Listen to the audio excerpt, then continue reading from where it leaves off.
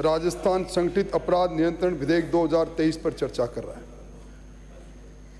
सभापति महोदय, मैं काफ़ी समय से सत्ता पक्ष के मान्य सदस्यों का और प्रतिपक्ष के मान्य सदस्यों के विचार सुन रहा था। मैं समग्र रूप से एक बात कह सकता हूं कि सत्ता पक्ष के मान्य सदस्य भी इस बात से चिंतित है कि राजस्थान में कानून व्यवस्था की हालात ठीक नहीं। अभी आदर्श नगर से आने वाले मान्य सदस्य बात कहते कहते यहाँ तक बोल गए कि राजस्थान की राजधानी जयपुर के अंदर हर 5वें बड़े आदमी को कहीं न कहीं किसी न किसी से गैंगस्टर से धमकी मिली। मैं समझता हूँ कि कई बार हालात ऐसे हो जाते हैं जो अपने आप में बहुत कुछ चीज़ें बयां कर जाते हैं। हमें यथार्थ के साथ आंख मिलाकर देखना चाहिए।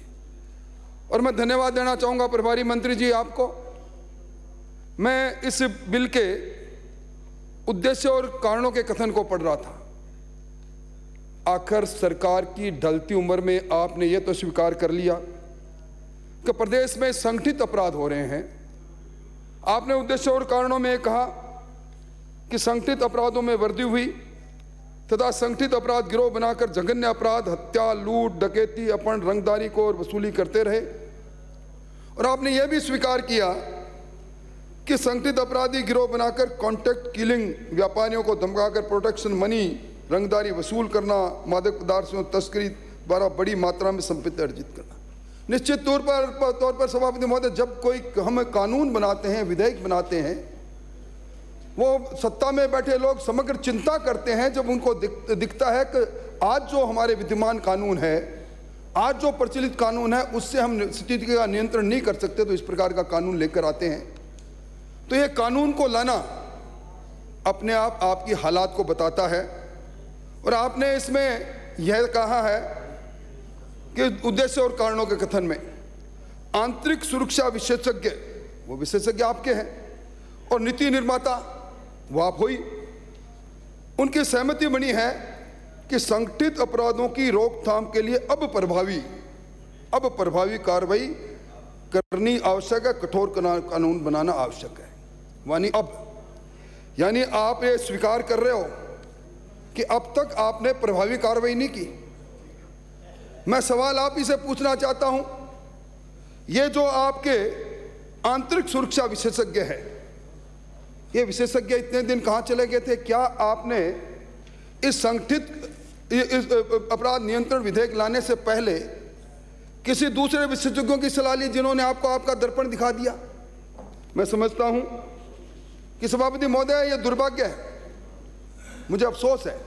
मैंने आज पहली बार इस सदन के अंदर, चलते सदन में एक विधेयक पर चर्चा हो रही हो, उसके बीच में मैंने पूरक इस सप्लीमेंट्री के द्वारा विधेयकों को लिखते देखा है। मुझे उस बात की भी दर्द है कि राजस्थान में मुख्यमंत्री जी ने गृह मंत्री के रूप में कभी सदन में किसी बात का जवाब नहीं दिया, परंतु पूर्णकालिक मुख्यमंत्री, गृह मंत्री राजस्थान में नहीं आए, इसकी व्यवस्था भी उन्होंने कर दी। और मैं समझता हूं, हजूर, अगर मैं आपसे बात कर दूं, हजूर बहुत देर कर दी आते आते। ये संगठित अपराध नियंत्रण विधेयक आप उस समय ला रहे हो जब आचार संहिता से हम 2-2.5 महीने दूर खड़े हैं। आपने पूरे 4 साल 7 महीने तक राजस्थान को दहशतगर्दी का जो वातावरण दिया, आपके आंतरिक विशेषज्ञ कहाँ, उनके नाम बताना, मैं उनको माला पहनाने जाऊंगा कि उन्होंने इस सरकार के अंतिम समय पर आपको ये सलाह तो दी। सभापति महोदय, अब राजस्थान के बारे में कई मान्य सदस्यों ने कई बातें कही, मुझे मालूम है, मैं लंबी बात भी नहीं कहूंगा, पर अब राजस्थान के अपराध और अपराधियों के बारे में बहस की गुंजाइश नहीं बची। ये एक मासिक प्रतिवेदन है सभापति महोदय, पुलिस एक्ट 2003 बना, सारे सूबों को ये निर्देश दिए गए कि वो अपना मासिक प्रतिवेदन, अपराध मासिक प्रतिवेदन जारी करें, और उसके सारे आंकड़ों के आधार पर जो नेशनल ग्रिड बना है, जिसको एनसीआरबी कहते हैं, उसके अंदर आंकड़े जाते हैं।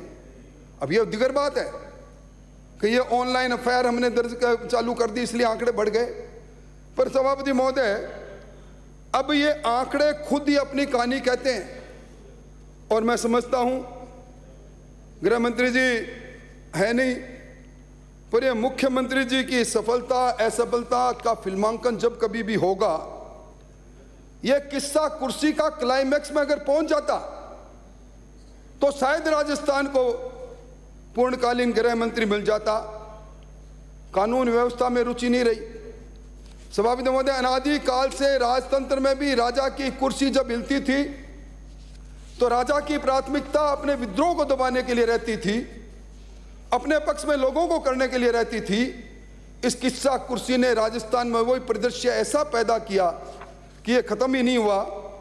कभी आला कमान के दूत बैरंग लौटते हैं, कभी बाढ़ में लोगों के साथ, विधायकों के साथ संसदीय कार्य मंत्री त्यागपत्र का नाटक करते हैं। कभी दिल में दर्द उठ जाता है जब आला कमान से बुलावा आता है, कभी पैरों में चोट लग जाती है। मैं उस पर लंबी बात नहीं कहूँगा, पर एक बात जरूर कहूँगा सभापति महोदय, ये जो किस्सा कुर्सी में साइड हीरो है, ये कानून व्यवस्था उनसे जुड़ गई। ये साइड हीरो एक नहीं 200 बन गए।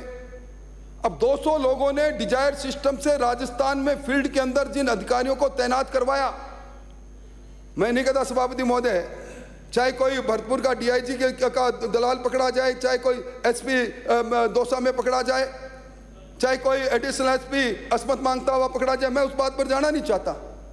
पर सवाल यह है कि ये लोग, ऐसे लोग, इनको उन कुर्सियों पर बैठाया किसने? इसलिए मैं कह रहा हूं सभापति महोदय, ये जो आपका अभी मैं वार्षिक प्रतिवेदन देख रहा था, दिसंबर 2022 में जारी हुआ। अब के तो मेरे को शिकायत है मंत्री महोदय, ये मासिक प्रतिवेदन आपने 3-4 महीनों में तो बंद करा दिए। दिखते हैं भाई ठीक है, पहले ऑनलाइन मिला करते थे हमें। अभी 2020 में राजस्थान में 2,60,378 अपराध दर्ज हुए। 2021 में 2,84,579 आईपीसी में, और 2022 में 3,12,000। यानी मैं नहीं कह रहा, अब आप आंकड़ा बता लो, इस कानून की आवश्यकता आज क्यों पड़ी है। ये आंकड़े मैं इसलिए रख रहा हूं, मैं कोई सदन का समय जाया, सभापति महोदय मेरे जैसा सीधा आदमी कभी समय जाया करता है क्या? तो सभापति महोदय, ये जो 20.13% की बढ़ोतरी है, ये सापेक्ष बढ़ोतरी है, अनुपातिक बढ़ोतरी है। ये जो आंतरिक सुरक्षा के विशेषज्ञों को पहले क्यों नहीं दिखी, पहले हजूर आप क्यों नहीं लेकर आए इसको, ये तो बताओ मुझको। और मैं ये निवेदन करना चाहूँगा कि अब कई बार प्राथमिकताएं बदल जाती है सभापति महोदय। जब सत्ता व्यवस्था प्राथमिकता बन जाती है, कानून व्यवस्था नहीं बनती, आला कमान को कभी मनाओ कभी डराओ की बात चलती है, तो निश्चित तौर पर फिर वो बात आ जाती है जो पुलिस का ध्येय वाक्य बदलते हुए हम देखते हैं आम आदमी कहने लग जाता है। कब आम आदमी तुम में तो भय व्याप्त हो गया, अपराधियों में विश्वास हो गया, पुलिस हमारा कुछ नहीं कर सकती। आज देश भर में जितनी भी चर्चित गैंग है, जिनकी चर्चा मुझसे पहले लोगों ने की, चाहे वो लॉरेंस बिश्नोई की गैंग हो, चाहे नेहरा गैंग हो, चाहे विक्रम गुर्जर की गैंग हो, चाहे कैलाश मांझू की गैंग हो, सही कहा था आदर्श नगर से आने वाले मान्य सदस्यों ने, सारे शहरों में इन गैंगों की दहशतगर्दी ऐसी बन हो गई। और मैं क्या कहूं सभापति महोदय, इस सदन के अंदर किसी ने कहा, किसी ने नहीं कहा। मुझे भी जब धमकी मिली, मैंने किसी प्रेस को नहीं कहा, मैंने उसी समय कि डीजी साहब को पत्र लिख दिया कि इस टेलीफोन से मुझे यह धमकी मिली है। परिवार है, कानून व्यवस्था के रखवाले, आपकी नजरें भी दो है, ये नजरें बदलती देर नहीं लगती। आपने कभी पूछा ही नहीं टेलीफोन करके कि भाई आप उसमें उपनेता था, चलो एमएलए मानो कि नेताजी आपको किसने धमकी दी, जरा बताओ। सिर्फ एक अदना सा हवलदार भी चल कर नहीं आया। इन प्राथमिकता ही दूसरी है। जब हमें 5 सितारा होटल में पुलिस की घेराबंदी संगीनों की करनी हो तो तब करते हैं, पर एक गैंगस्टर एक सदन के विधायक को धमकी देता है, तब आपकी आंखें नहीं खुलती। और इस गैंगस्टरों के खुले संघर्ष ने जमीन को लाल कर दिया सभापति महोदय। मुझे मालूम है राजू ठेठ को जिस प्रकार धाएं धाएं करके मारा गया था, लोग मुझे कह रहे थे सबसे ज्यादा अगर दुखी है तुम्हारे शहर के विधायक का, जो हिंसा से दूर रहते हैं, जो हिंसा के पुजारी। ये भरतपुर में कृपाल जगीना की और उसके बाद कुलदीप जगीना का ये गैंगस्टर का संघर्ष। कृपाल जगाना को वो मारता है कुलदीप जगीना ऐलान करके, और कृपाल जगाना के लोग उस कुलदीप को कहते हैं तेरे को हम उड़ाएंगे उसके अंदर पुलिस के प्रोटेक्शन में। इस प्रकार की पुलिस है। नागौर में संदीप सेठी, मैं किस किस की बात करूं सभापति महोदय, पर मैं एक बात जरूर कहूंगा, इस गैंगस्टर के खूनी संघर्ष ने पुलिस के इकबाल को तोड़ दिया सभापति महोदय। और हालात ये हो गई कि गैंगस्टर ने अप्रैल 2021 में भीलवाड़ा में 2 पुलिस कांस्टेबल ओंकार राय का और पवन को पीछा कर रहे थे, धड़ाधड़ मार दिया। अब सवाल कोई बात नहीं होगी, यहाँ लोग मेरी बात सुन रहे होंगे, कईयों को अप्रिय कर लगे कि पुलिस के 2 कांस्टेबल एक गैंगस्टर का पीछा कर रहे हैं, तस्कर का पीछा कर रहे हैं, गोली का शिकार हो रहे हैं, और गिरफ्तारी कब होती है? उसकी 2 वर्ष बाद जून 2030 में हमारी पुलिस की कार्यशैली, हम संगठित अपराध का कानून लेकर आ रहे हैं। और ये फरवरी में कभी कभी इनको कोई बजरी माफिया कुचल के मारता है। और मैंने एक सवाल लगाया था, मैंने कहा भाई, मेरा तारांकित सवाल था प्रश्न संख्या 910, उसमें मैंने पूछा था जनवरी 2020 से दिसंबर 2022 तक कितने जगह पर अधिकारियों कर्मचारियों पर किन पर हमले हुए। उत्तर मिला कि इस पूरे मामले में 1787 प्रकरण दर्ज हुए इन पर हमले के, और उसमें 1741 के प्रकरणों में जमानत हो गई और 223 अनुसंधान है। और पुलिस के हमले में 1532 लोग जो वांछित अपराधी थे वो सामने आए। क्या होगा सभापति महोदय, दिल कांप उठता है सभापति महोदय इस हालात को देखते हुए। और मैं समझता हूं कि जब मंत्री महोदय, संसदीय कार्य मंत्री महोदय का रुतबा बढ़ा है साहब, मैं तो मानता हूं इनको, पूरे देश में पीएफआई की रैली को अगर अनुमति दिलाई तो हिजाब रैली उन्होंने दिला दी, कोई खास बात नहीं हो गई। पर उसके बाद में इस्लामिक आतंकवादी इस्लामिक संगठन इतने बेखौफ हो गए। एक वो कन्हैयालाल का सर कलम हुआ, मैं उस पर भी जाना नहीं चाहता, पर हदें तब पार कर गई सभापति महोदय। इस कन्हैयालाल के आतंकवादी भाग रहे थे, 2 नौजवानों ने पीछा करना प्रारंभ किया, 1-1 मिनट ट्रेस करते रहे, हाथ में खून टपकता हुआ चाकू था, पर ये दोनों नौजवान, ये शक्ति सिंह प्रहलाद सिंह डटे रहे, और इनके कहने पर पुलिस की गाड़ियां सामने आई, उसको पकड़ा।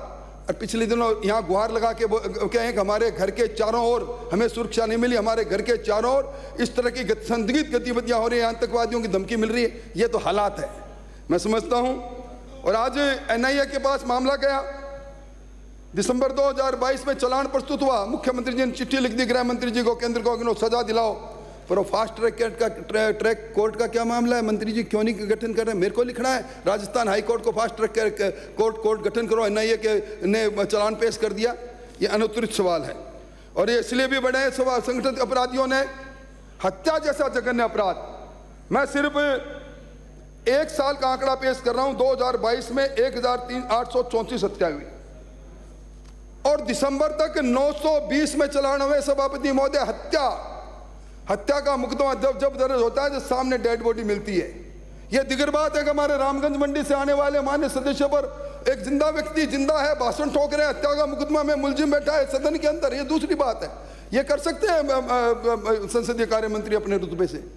पर हत्या जैसे मामले में अगर 50% चालान होगा 920 का, तो क्या होगा? यह हत्याओं का निरंतर बढ़ता हुआ ग्राफ, 2020 में 1719, 2021 में 1786, 2022 में 1834। मैं समझता हूं इसका एक कारण भी है, यह इनके पुलिस प्रतिवेदन के आंकड़े में देख रहा था, दिसंबर 2022 तक राजस्थान में 1,21,649 लोग स्थायी वारंट जिनके खिलाफ निकला वो फरार है। 1,21,649, मेरे को करेक्ट कर देना, आप पूछ लेना अगर मेरा आंकड़ा आगे पीछे हो। 13,326 भगोड़े जो भाग गए, 2,423 प्रोकोल्ड ऑफेंडर। ये आपका पुलिस का प्रतिवेदन कह रहा है कि ये लोग जिनको जेल के सीखों के पीछे होना चाहिए था, आज हमारे समाज में विद्यमान है। और मैंने पहले भी कहा सभापति महोदय, इन गैंगस्टरों का रुतबा बहुत है। ये गैंगस्टर जमानत करा के जब अदालत से निकलते हैं, बाय द वे भगवान नहीं करें इनकी जमानत हो जाए, तो इनको रिसीव करने के लिए 150 गाड़ियाँ आती है सभापति महोदय। ये जिस प्रकार का वातावरण बना है। और मंत्री महोदय, मैं आपका ध्यान राजस्थान संगठित अपराध नियंत्रण विधेयक 2023 की सेक्शन 3 की ओर देना चाहता हूँ। 3 का सब सेक्शन 2, 3, 4, 5, इसमें 3(2) में है, किसी संगठित अपराध को करने के षड्यंत्र का हो कोई अपराधी, या 3(3) में किसी संगठित अपराध की सिंडिकेट का किसी का सदस्य को आश्रय देता हो, या 3-4 में संगठित अपराध यानी सिंडिकेट का सदस्य हो, और 3-5 में संगठित अपराध कर संपत्ति अर्जित करने वाला अपराध हो। ये अलग अलग अपराध है और इन अपराधों में, सब अपराधों में सजा एक दी है आपने, 5 वर्ष से आजीवन कारावास और जुर्माना जैसा कोर्ट चाहे। ये लॉ ऑफ जूरिस्प्रूडेंस आपने पढ़ा होगा मंत्री जी, ये आईपीसी की धाराएं पढ़ी होगी, सीआरपीसी पढ़ी होगी। आईपीसी, सीआरपीसी और लॉ ऑफ जूरिस्प्रूडेंस ये कहता है कि अपराध की गंभीरता, अपराध जिस प्रकार का कारित हो रहा है उस हिसाब से सजा मिलनी चाहिए। ये सारी सजाओं के साथ लिख दिया एक तरह की सजा। ये मूल विधि सिद्धांतों के खिलाफ आपको देखना चाहिए। और आपने सेक्शन 5 में, इसमें आपने कहा हम स्पेशल न्यायालय का गठन करेंगे, करना चाहिए। अगर संगठित अपराधी पकड़े जाते हैं, मान्य सदस्य आपको ज़्यादा पता है, और संगठित अपराधी पकड़े जाते हैं तो स्पेशल कोर्ट में उनके खिलाफ चालान निश्चित तौर पर होना चाहिए, फुर्ती से होना चाहिए। वो सारी लिस्ट है मेरे पास।